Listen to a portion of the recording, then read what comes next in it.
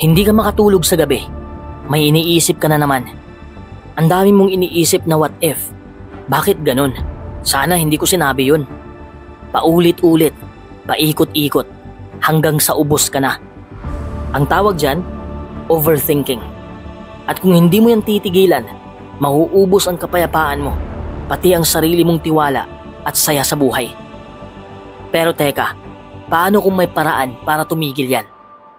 May mga simpleng psychological tricks na hindi mo kailangan ng therapist para matutunan. Sa video na to, ibabahagi ko ang 10 pinaka-epektibong paraan para tuluyang mapatahimik ang magulo mong isipan gamit ang siyensya, psychology at tunay na karanasan. Handa ka na bang palayain ang sarili mo mula sa paulit-ulit na pag-iisip? Kung oo, simulan na natin. Number 1. Tukuyin ang iyong thinking triggers. Isa sa mga pinaka-importanting hakbang para matigil ang overthinking ay ang pag-alam kung saan ito nagsisimula. Parang apoy, hindi mo mapapatay kung hindi mo alam. Hindi mo mapapatay kung hindi mo alam kung saan nagmumula ang apoy. Ganon din sa pag-iisip ng paulit-ulit. May pinanggagalingan ito. At ang tawag natin doon ay thinking triggers o mga bagay na nagtutulak sa utak nating mag-spiral sa walang katapusang pag-aalala. Ang mga triggers na ito ay kadalasang hindi natin agad napapansin. Minsan, akala natin basta na lang sumusulpot ang paggalito, ang kaba, ang pagdududa sa sarili. Pero kung tutuusin, may mga sitwasyon, may mga lugar o emosyon na palihim na nagtutulak sa atin para bumalik sa parehong mental loop. Hindi mo man agad nahahalata, pero paulit-ulit silang nagpapakita at nag-uudyok sa iyong isip na mag-overdrive. Kapag hindi mo natukoy kung alin ang mga trigger mo, magiging automatic ang reaksyon mo sa tuwing mararanasan mo sila. Para kang kinakaladkad ng isip mo sa parehong landas, kahit hindi mo naman gustong pumunta roon. Sa tuwing hindi mo alam kung bakit ka nag-overthink, parang nawawala ka sa sarili mong mapa. Pakiramdam mo ay wala kang kontrol. Pero kapag natutunan mong tukuyin ang ugat, ang trigger biglang nagkakaroon ng kaliwanagan. Alam mo na kung kailan ito papasok. At sa sandaling yon, nagkakaroon ka ng kapangyarihan. Kapangyarihang pigilan ito bago pa lumala. Ang awareness sa sarili ay hindi agad-agad dumarating. Pero sa tuwing pinapansin mo ang kilos ng iyong isipan, unti-unti mong naiintindihan kung anong mga bagay ang dapat mong bantayan. Ang pagtuklas sa mga triggers mo ay parang pagkuha ng susi sa tanikala ng overthinking. Sa halip na mabihag ka ng sariling isip, ikaw ngayon ang may hawak ng direksyon. At mula roon, nagsisimula ang katahimikan. Number 2. Gamitin ang 555 rule. Isa sa pinakamabisang paraan para mapigilan ang overthinking ay ang paggamit ng tinatawag na 555 rule. Ang 555 rule ay isang simpleng mental technique para matulungan kang pigilan ang overthinking sa pamamagitan ng pagbibigay ng mas malinaw na perspektibo sa problema o stress mo. Ganito siya gumagana. Kapag na-stress o nag-o-overthink ka, tanungin mo ang sarili mo ng 3 tanong. Una, mahalaga ba ito sa loob ng 5 minuto? Ikalawa, magkakaroon ba ito ng epekto sa loob ng 5 araw? Ikatlo, magkakaroon ba ito ng epekto sa loob ng 5 taon? Ang goal ng 555 rule ay mailagay sa tamang konteksto ang isang bagay na inaalala mo. Minsan kasi, isang maliit na pagkakamali o bagay lang ang naiisip natin, pero lumalaki ito sa utak natin na parang krisis na. Kapag tinanong mo ang sarili mo gamit ang 555 rule, pinipilit mong ilawan ang realidad. Kung sa loob ng 5 minuto lang ito mahalaga, ibig sabihin, pansamantala lang ang epekto. Kung wala itong impact after 5 days, baka hindi na rin worth it pagtuunan ng sobrang atensyon. Kung wala itong kahulugan after 5 years, hindi mo dapat ito dalhin sa puso ngayon. Bakit ito epektibo? Napapahinto nito ang iyong paulit-ulit na pag-iisip ng negatibong senaryo. Pinapagana nito ang logical part ng utak mo, ang prefrontal cortex, imbis na paikutin ka lang ng emosyon mo. Nagkakaroon ka ng emotional distance sa problema, kaya mas kalmado at malinaw kang makakapagdesisyon. Kaya tuwing mararamdaman mong umiinit na naman ang ulo mo sa kakaisip o hindi ka na makatulog kakabalisa, tandaan mo lang ang simpleng teknik na ito. Sa umpisa, kailangan mo pa itong ipaalala sa sarili mo. Pero habang paulit-ulit mong ginagamit, magiging automatic na ito. At doon mo mararanasan ang tahimik na utak. Hindi dahil wala ka nang iniisip, kundi dahil marunong ka nang pumili kung ano ang dapat mong bigyang pansin. Number 3, i-practice ang mindfulness. Ang mindfulness ay ang kakayahan nating maging ganap na present. Isa itong kasanayang maraming tao ang hindi napapansin na nawala na sa kanila. Lalo na sa panahon ngayon kung saan sabay-sabay tayong nakatutok sa cellphone, iniisip ang trabaho, may stress sa pamilya, at may mga alalahanin sa kinabukasan. Ang hindi alam ng karamihan, ang overthinking ay hindi dahil marami kang iniisip, kundi dahil hindi mo na nararamdaman ang kasalukuyan. Ang isip mo ay palaging lumilipad, minsan nasa nakaraan, pinagsisisihan ang mga nangyari, o kaya naman ay nasa hinaharap, kinakabahan sa mga hindi pa nangyayari. Kaya nagkakaroon ng kaguluhan, nagkakaroon ng kaba at pagkaubos ng enerhiya. At dito pumapasok ang mindfulness. Sa tuwing pinipili mong mag-mindfulness, para mo na ring binibigyan ng pahinga ang utak mo. Hindi mo kailangang ayusin agad ang mga problema. Ang kailangan mo lang gawin ay maging buo ang presensya mo sa ginagawa mo sa mismong sandaling ito. Walang husga, walang interpretasyon, wala kang kailangang baguhin. Tanggap lang, naroroon ka lang at buo ang atensyon mo sa kasalukuyan. Kapag natutunan mong maging mindful, napapansin mong lumalambot ang tensyon sa katawan mo. Kumakalma ang damdamin.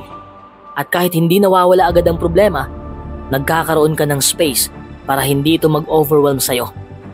Unti-unti mong nararamdaman ang kapayapaan, hindi dahil perpekto na ang lahat, kundi dahil kaya mo nang huminga sa gitna ng ingay. Kaya mo nang maramdaman ang ngayon at hindi ka na hinihila ng what if o sana noon pa. O sana noon ginawa ko to. Mindfulness ay hindi pagiging passive. Isa itong aktibong pagpili na mamuhay ng may kamalayan. At sa tuwing pinipili mo ito, mas lalo kang nakakakonekta sa sarili mo. Mas nakikita mo ang mga bagay sa mas malinaw na lente. Mas naririnig mo ang sarili mong boses sa gitna ng gulo. At sa bawat araw na ginagampanan mo ito, mas lumalalim ang katahimikan sa loob mo. Hindi katahimikang tahimik lang, kundi yung klase ng kapayapaan na hindi kayang galawin ng kahit gaano pa karaming ingay sa labas. Mindfulness ang tulay mula sa utak na magulo papunta sa puso na payapa. At sa panahon kung saan halos lahat ay nagmamadali, ang taong marunong tumigil at maramdaman ang kasalukuyan, siya ang tunay na malaya. Number 4, iwasan ang all or nothing thinking. Isa sa mga pinakamasasamang kalaban ng tahimik na isipan ay ang tinatawag na all or nothing thinking. Ito yung automatic response ng utak kapag iniisip natin na lahat ay dapat perpekto o wala nang saysay. Kapag ganito ang mindset mo, laging may sukatan at laging extreme ang sukatan. Wala kang puwang para sa gitna, wala kang pasensya para sa proseso, at sa bawat pagkakamali o kakulangan, parang buong pagkatao mo na ang palpak. Ganito kumilos ang utak kapag nalulunod sa pressure. Itinutulak ka nitong paniwalaan na kapag hindi mo naabot ang sukdulan, hindi sapat. Kapag may bahid ng pagkukulang, hindi na maganda. Kapag may maliit na mali, lahat ng nagawa mo ay parang nabura. At diyan nagsisimula ang overthinking. Ang problema sa ganitong paraan ng pag-iisip ay hindi lang ito nakakapagod, nakakaparalisa rin ito. Hindi ka makakilos kasi ang taas ng standards mo. Hindi ka makasaya kasi ang focus mo ay nasa kulang. Kahit anong effort mo, hindi mo ma-appreciate kasi may maliit na butas kang tinititigan. Pero ang totoo, ang buhay ay hindi black and white. Hindi lang tagumpay o kabiguan. Hindi lang tama o mali. Ang totoo, ang karamihan sa mga bagay sa mundo ay nasa gitna. May mga araw na hindi mo kayang ibigay ang 100% at ayos lang yun. May mga sitwasyon na hindi mo kontrolado at hindi ibig sabihin nun ay nawalan ka na ng halaga. Kapag pinipilit mong mamuhay sa pagitan lang ng dalawang sukdulan, perfection o disaster, lagi kang matatalo.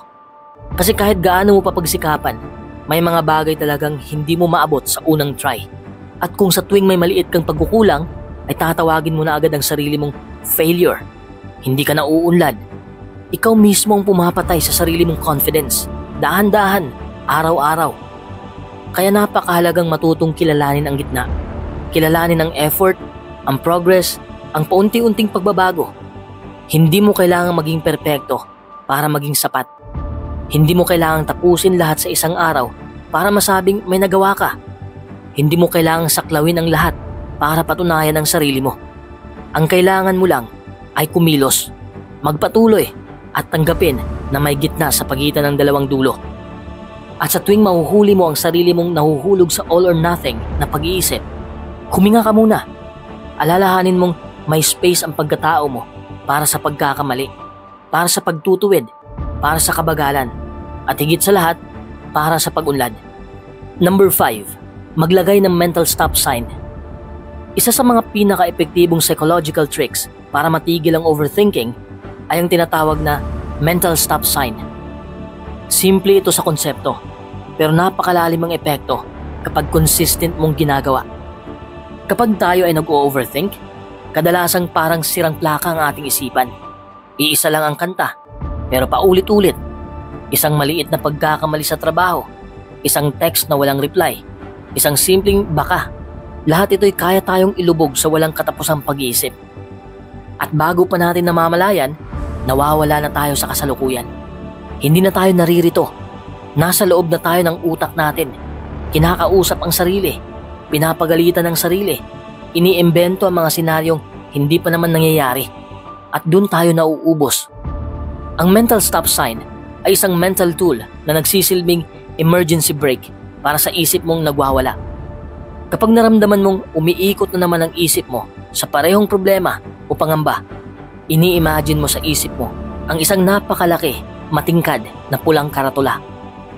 Matingkad na pulang karatula, isang stop sign, isang malinaw, malakas at walang pasubaling utos sa utak mo. Ito ay hindi basta larong isip lamang. Kapag paulit-ulit mong ginagamit ang mental stop sign tuwing nagsisimula kang maipit sa spiral ng overthinking, unti-unti mong natuturuan ang iyong utak na may hangganan ang pag-iisip. Hindi lahat ng naiisip mo ay dapat pagbigyan. Hindi lahat ng tanong sa isip ay kailangang sagutin. Hindi lahat ng alalahanin ay kailangang ulit-ulitin. Sa pagsasanay, ang utak mo ay matututo na tumigil. Matututo na makinig sa'yo dahil sa totoo lang, may kapangyarihan kang kontrolin ang iyong isipan. Hindi ka baligtaran. Minsan, ang kailangan mo lang ay isang malinaw na senyales, isang visual cue na magsasabing, tama na. Kapag ginawa mo ito ng paulit-ulit, ang overthinking ay mawawalan ng kapangyarihan dahil sa tuwing susubukan itong bumalik, may sagot ka na. Isang matatag, malinaw at matapang na stop. Ito ang simula ng kalayaan. Ang kalayaan mula sa ingay ng sarili mong isipan. Number 6, mag-practice ng self-compassion. Ang self-compassion ay isa sa pinakamakapangyarihang paraan para matigil ang overthinking. Pero ito rin ang madalas nating makakalimutang gawin. Sa totoo lang, tayong mga overthinker, sanay na sanay tayong maging mahigpit sa sarili. Kapag nagkamali tayo, parang may boses sa loob natin na nagsasabing, ano ba yun? Palpak ka na naman. Dapat alam mo na to. Bakit ka ganyan? Paulit-ulit mo yung naririnig sa kanila. Parang broken record. Pero ang tanong, nakakatulong ba yun? Hindi. Sa halip, lalo tayong na-stress. Lalo tayong natatakot magkamali. Lalo tayong magdadalawang isip sa bawat galaw. Dahil sa sobrang panguhusga natin sa sarili, hindi na tayo makakilos ng normal.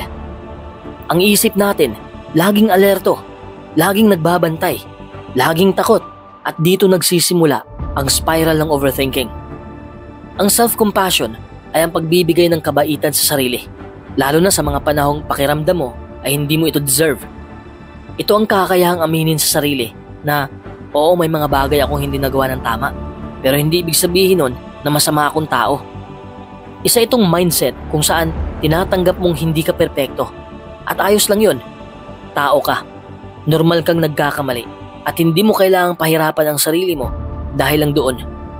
Kapag natutunan mong magpakita ng malasakit sa sarili, unti-unti ring humuhupa ang boses ng takot sa isip mo. Hindi mo na kailangan i-review ang isang pangyayari ng 20 ulit para lang malaman kung naging tama ka. Hindi mo na kailangang balikan ang bawat salita mo sa isang usapan para lang siguraduhin hindi ka nakasakit. Dahil alam mo na, kahit magkamali ka, may space ka pa rin para tumubo, para matuto, para magbago. Hindi mo kailangang maging perfect bago mo mahalin ang sarili mo. Ang self-compassion ay hindi pagiging mahina. Hindi rin ito pagbibigay ng lisensyang tamarin o gumawa ng mali. Ang tunay na self-compassion ay matatag. Ito ang boses sa loob ng utak mo na nagsasabing, hindi naging madali, pero nandito pa rin ako at kaya ko pa rin. Ito ang mindset na nagbibigay laya sa isip mo. Imbis pa ulit-ulit kang nagpaparusa sa sarili, natututo kang magpahinga, natututo kang tumahimik, natututo kang magtiwala na kahit hindi mo alam ang lahat ng sagot ngayon, ayos lang kasi patuloy kang sumusubok at sapat na yon. Kapag natutunan mong maging kaibigan ng sarili mo, mas madali mo ring labanan ang pag-iisip ng labis. Kasi sa bawat tanong, sa bawat duda, sa bawat paano kung mali ako, may panig sa loob mo na marunong sumagot ng may pag-unawa at hindi takot. Doon nagsisimula ang tunay na kapayapaan sa sarili, sa loob, sa katahimikan ng isang isip na hindi na kailangang laging tama dahil natututo na itong magmahal kahit kailan, kahit paano. Number 7, magtanong, hindi mag-conclude. Isa sa mga ugat ng overthinking ay ang ugali nating gumawa ng sariling konklusyon kahit kulang tayo sa impormasyon. Parang pelikula sa utak natin, nagsusulat tayo ng sarili nating script pero hindi natin alam kung ano talaga ang nangyari sa likod ng eksena. At madalas, ang sinusulat nating kwento ay puno ng takot, puno ng rejection at worst case scenarios. Hindi pa nagsisimula ang tunay na usapan, tapos na sa isip mo. Hindi pa nagsasabi ng dahilan ng isang tao, nasaktan ka na agad. May sinabi lang na isang salita, pero pinalawak na ng utak mo. Kinunik-kunik mo na sa iba pang pangyayari. At sa dulo, nasaktan ka. Na-stress ka. Hindi ka na makatulog. Hindi dahil totoo ang nangyari, kundi dahil ikaw mismo ang gumawa ng sariling bersyon ng katotohanan sa loob ng isip mo. Dito pumapasok ang lakas ng simpleng prinsipyo. Magtanong. Hindi para interogahin ang sarili o ang ibang tao, kundi para huminto ka muna, para bigyan mo ang sarili mo ng space, ng pagitan sa pagitan ng pangyayari at sa reaksyon mo. Dahil sa pagitan ng pangyayari at reaksyon, nandoon ang kalayaan mo. Kalayaang hindi ka basta magpatalo sa emosyon. Kalayaang piliin ang kapayapaan kaysa sa pangungutya ng isip mo. Ang pagtatanong ay anyo ng pagkilala na hindi ko alam ang lahat ng bagay at okay lang yun. Ang pagtatanong ay anyo ng pagkilala na hindi ko alam lahat ng bagay at okay lang yun. Isang paalala ito na hindi mo kailangang maging psychic. Hindi mo kailangang hulaan ang iniisip ng ibang tao at lalong hindi mo kailangang saktan ang sarili mo sa mga haka-haka. Ang totoo, mas marami tayong naiimbentong problema sa isip kaysa sa totoong nangyayari sa labas. At sa bawat pagkakataong pipiliin mong magtanong kaysa mag-conclude, binibigyan mo ang utak mo ng break. Tila sinasabi mo sa sarili mong, sandali lang, hindi pa ito ang buong istorya. At sa simpleng pagtanong na yan, nababawasan ang bigat sa dibdib, natatanggal ang pressure sa puso, at unti-unti nakakahinga ka. Minsan, ang kapayapaan ay hindi galing sa mga sagot, kundi sa pagtanggap na hindi pa ito ang tamang oras para magdesisyon kung anong totoo. At sa katahimikang yon, doon mo maririnig muli ang sarili mo. Hindi ang boses ng takot, kundi ang boses ng pag-asa. Number 8, limitahan ang social media at info overload. Isa ito sa mga pinaka hindi natin namamalayang ugat ng overthinking, ang information overload. Sa panahon ngayon, normal na ang pagising mo pa lang sa umaga ay hawak mo na agad ang cellphone. Hindi ka pa nga bumabangon ng kama, nakalagin ka na sa mundo. Bago ka pa makapaghilamos, nabomba ka na ng impormasyon. 5 balitang hindi mo naman hiningi, 3 reklamo ng kakilala mo sa Facebook, at 12 ng opinyon ng mga taong hindi mo naman kilala, pero ramdam mo na ang tensyon ng kanilang saloobin.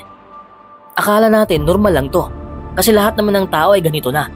Pero ang hindi natin alam, dahan-dahan na palang napupuno ang isip natin ng ingay. Pero ngayon, kahit wala kang ginagawa, kahit nakaupo ka lang sa bahay, iniisip mo ang mga ganito. Paano kung hindi ako enough? Bakit siya angat na sa buhay? Ako hindi pa rin. Kailangan ko na bang mag-invest? Ano bang kailangan kong baguhin sa sarili ko? Lahat ng ito sabay-sabay. Galing lahat sa iba't ibang content, quotes, reels, tweets, vlogs, news articles, at mga komento ng taong hindi mo pa nakilala kahit minsan. Ang impormasyong hindi mo kailangan ay parang mga kahon na tinatambak sa loob ng maliit mong kwarto sa isipan. Isipin mo ito, may isa kang maliit na kwarto sa loob ng ulo mo. At sa bawat scroll mo, may isang bagong kahon na pumapasok. Hindi mo pa nga naaayos yung nauna, may kasunod agad. Hanggang sa mapuno ang kwarto, wala ka ng malakaran, wala ka ng mapwestuhan. At isang araw, magugulat ka, hindi mo na alam kung alin ang importanteng i-process at alin lang ang dapat mo palang i-ignore. At doon nagsisimula ang overthinking. Hindi dahil mahina ang utak mo, hindi dahil drama ka lang, kundi dahil sobra na talaga ang laman ng isip mo. Lahat ay gustong iproseso, gustong maintindihan, gustong maresolba, kahit hindi naman talaga para sa'yo yon. Kapag hindi mo nilimitahan ng social media o ang dami ng content na pinapasok mo araw-araw, paulit-ulit kang mapupunta sa isang invisible cycle. Kaya kahit physically tahimik ang paligid mo, parang may nakasigaw sa loob ng utak mo. Isang parang mabigat na presensyang hindi mo maipaliwanag. Isang pakiramdam na may mali kahit wala naman talagang nangyayari. Yun ang tinatawag nating invisible load. Ang bigat ng lahat ng ideyang pumasok sa isip mo na hindi mo namalayan. Ang utak ay parang sponge. Kaya nitong sumipsip, pero may limitasyon din. Kapag sobra nang na-absorb, hindi na ito nakakasipsip ng bago. Hindi na ito makapag-process ng tama. Hindi na ito malinaw. At ang malinaw na pag-iisip, ang unang nawawala kapag sobra ang laman ng utak. Kaya kung gusto mong makatakas sa overthinking, kailangan mong matutong pumili. Pumili kung anong content lang ang papasok sa isip mo. Pumili kung kailan ka magiging bukas sa mundo at kung kailan ka dapat magsara para sa sarili mong katahimikan. Minsan, ang tunay na detox ay hindi yung physical, hindi sa katawan, kundi sa isip. Minsan, ang pinakakailangan mong i-unfollow ay hindi tao, kundi ingay. Ingay ng opinyon, ingay ng pressure, ingay ng mundo. Dahil sa sobrang daming boses sa labas, hindi mo na marinig ang boses mo mismo. At paano ka makakapagdesisyon kung hindi mo naririnig ang sarili mo? Paano ka magiging panatag kung puro panlabas na ideya ang laman ng utak mo? Ang kapayapaan na hindi nawawala, tinatabunan lang ng sobrang daming external noise. Ang kailangan mo lang ay tahimik na space para muling marinig ang sarili mong boses. Doon nagsisimula ang tunay na kapayapaan, hindi sa pagkuha ng bagong app, bagong goal o bagong productivity hack, kundi sa simpleng pagpili na isara ang mundo kahit saglit para marinig mo ang sarili mong tinig. At kapag narinig mo ulit ang boses mong kalmado, doon mo mararamdaman na hindi pala ikaw ang problema. Sadyang masyado ka lang napalibutan ng sobrang daming ingay. Number 9. Mag-practice ng one task at a time mindset. Isa sa pinakamalaking dahilan kung bakit tayo natutuliro at nauubusan ng lakas sa isip ay dahil gusto nating pagsabay-sabayin ang lahat. Gusto nating matapos agad ang trabaho, may sagot agad sa problema, maalagaan ang pamilya, maayos ang kinabukasan, mapatahimik ang sarili, at makamit ang lahat, sabay-sabay. Sa totoo lang, hindi ito lakas ng isip, isa itong patibong. Ang utak ng tao ay hindi likas na ginawa para magproseso ng maraming bagay ng sabay. Kapag pinipilit natin, hindi natin namamalayan na unti-unti tayong nauubos. Ang isip mo ay parang ilaw. Kapag ikinalat mo sa maraming direksyon, mahina ang tama. Pero kapag tinutok mo sa isang bagay, mas maliwanag at mas malalim ang naaabot. Ang one task at a time mindset ay hindi lang disiplina, isa itong uri ng pagrespeto sa sarili. Ibig sabihin, pinipili mong bigyan ng buong atensyon ang isang bagay nang walang kahati. Kapag natutunan mong gawin ito, unti-unti mong mararamdaman ang isang tahimik at malinaw na daloy sa isip mo. Mas nagiging simple ang bawat hakbang, mas ramdam mo ang progreso, mas buo ang bawat ginagawa mo. Sa halip na magpanik sa dami ng iniisip, matututo kang huminga, tumigil saglit at sabihin mo sa sarili mo, isa lang muna. At pag natapos mo yun, saka ka lumipat sa susunod. Hindi ka mananalo sa laban kung sinusugod mong lahat ng kalaban sa isang sabay na sipa. Pero kung haharapin mo sila isa-isa, may lakas kang natitira sa dulo. Ang isip na nakapukos ay masaya, mas may kapayapaan, mas may direksyon. At higit sa lahat, mas may saysay ang bawat ginagawa mo.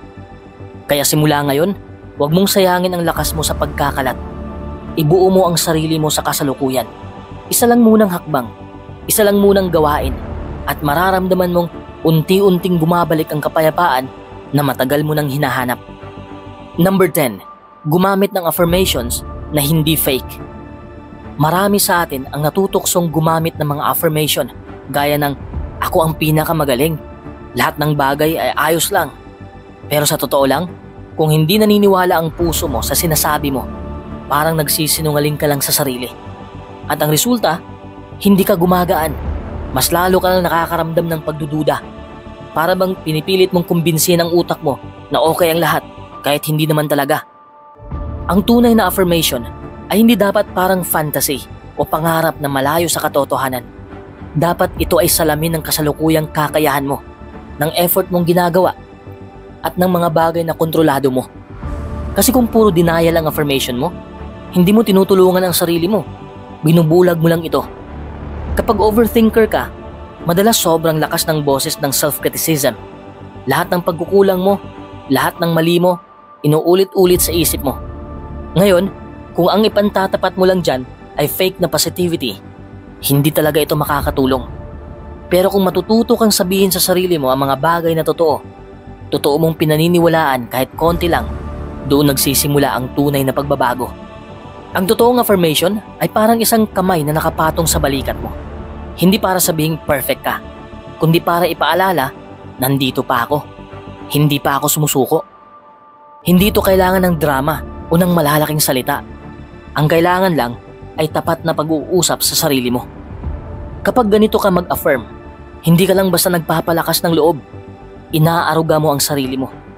At sa gitna ng overthinking at gulong-gulo mong isip, minsan ang pinakakailangan mo lang ay marinig mula sa sarili mo mismo. Hindi ko man alam ang lahat ng sagot ngayon, pero hindi ko kailangang takasan ang sarili ko. Yan ang lakas ng affirmation na hindi fake, dahil totoo mo itong pinanghahawakan. Ang totoo, ang overthinking ay parang maliit na alon na kapag hinayaan mong lumaki, bigla na lang magiging bagyong hindi mo na makontrol. Sa una, simpleng tanong lang, pero maya-maya, umiikot na sa utak mo ng paulit-ulit. Nakaka-drain, nakakapagod, at minsan, hindi mo na alam kung saan ka magsisimula para huminto. Pero tandaan mo ito, hindi ka ipinanganak na overthinker. Natutunan mo lang yan, at kung natutunan mo, pwede mo ring matutunang i-unlearn. Ang bawat trick na tinalakay natin ay hindi simpleng tip lang, kundi mga kasangkapang pwedeng bumago sa kalidad ng araw-araw mong pamumuhay. Hindi mo kailangang gamitin lahat agad-agad. Hindi rin kailangan maging perpekto ka bukas. Ang mahalaga, may sinimulan ka. Kapag pinili mong paunti-unting baguhin ang takbo ng iyong pag-iisip, pinipili mong bigyan ang sarili mo ng kapayapaan. Kapayapaang hindi mo kailangang hintayin sa labas dahil kaya mo itong likhain sa loob mo. Sa panahon ngayon na sobrang bilis ng takbo ng mundo, normal lang mapagod ang utak. Normal lang magduda. Normal lang mag-isip ng malalim. Pero hindi ibig sabihin na dapat kang manatiling bihag ng sarili mong isip. May karapatan kang matahimik. May karapatan kang huminga ng maluwag. At higit sa lahat, may kakayahan kang kontrolin kung paano ka tumugon sa bawat gulo ng buhay.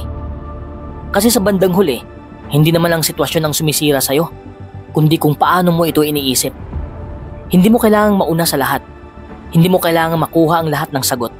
Ang kailangan mo lang ay ang desisyong simulan ang hakbang pabalik sa sarili mong katahimikan.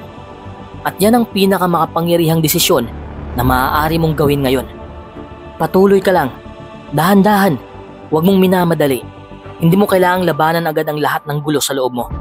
Minsan, ang kailangan mo lang gawin ay pakinggan ang katahimikan at paniwalaan mong unti-unti kang gagaling.